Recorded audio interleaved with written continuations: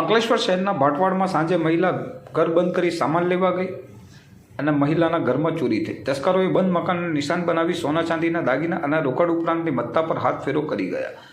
પ્રાપ્ત વિગતો અનુસાર અંકલેશ્વર શહેરના સુરતી ભાગોળ રોડ પર આવેલ ભાટવાડમાં રહેતા શેખ મોહમ્મદ નઈમની પત્ની સાંજે 5 વાગ્યે ઘરમાં રમજાન માસને અનુલક્ષીને સફાઈ કરી ઘર બંધ કરી નીચે સામાન ખરીદી કરવા માટે 15 થી 20 મિનિટ માટે ગયા હતા. તે દરમિયાન તસ્કરોએ તેમના પહેલા માળે રહેલ મકાનને નિશાન બનાવ્યું હતું અને ઘરમાં સર સામાન વેરવિખેર કરી સોના ચાંદીના દાગીના સહિત અન્ય કિંમતી સામાનની ચોરી કરી ફરાર થઈ ગયા હતા. મહિલા 20 મિનિટ બાદ ઘરે પરત આવતા સામાન વેરવિખેર થયેલ જોવા મળતા નઈમ ને તેની પત્ની દ્વારા જાણ કરતા તેઓ ઘરે દોડી આવ્યા હતા, જ્યાં સોના ચાંદીના દાગીના ચોરી થયેલ હોવાનું જણાતા તેઓ દ્વારા અંકલેશ્વર શહેર એ ડિવિઝન પોલીસ મથકે જાણ કરાતા પોલીસ કાફલો પર સ્થળ પર દોડી આવ્યો હતો અને જરૂરી આગળની વધુ તપાસ હાથ ધરી હતી.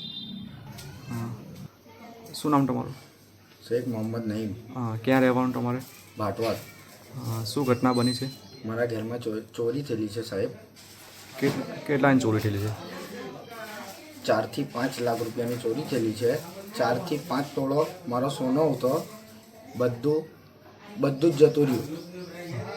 ક્યારે ચોરી થઈ અને કેટલા સમયમાં ચોરી થઈ હતી? 5 થી 8 વાગ્યા લગીનની અંદર ચોરી થયેલી છે સાહેબ. 10, 15, 20 મિનિટનો ખેલ થઈ ગયેલો છે. એના પછી મારી વાઈફ બહાર સામાન લેવા ગયેલી, ત્યાંથી આવી એટલા માટે ઉપર ચડી, ઉપરથી ચોરી થયેલી છે સાહેબ. ત્યાં ઉપર આવીને જોયું તો બધું હેબતમાં મને ફોન કર્યો. એ ઘટના બની. એના પછી હું મારા ઘરમાં આવ્યો, બધું ચેક કર્યું, પોલીસમાં મેં જાણ કરી. પોલીસમાં જાણ કરતાં પોલીસવાળા બધા આવ્યા, એ લોકોએ ચેકઅપ કર્યું બધું. તમારી શું માંગ છે?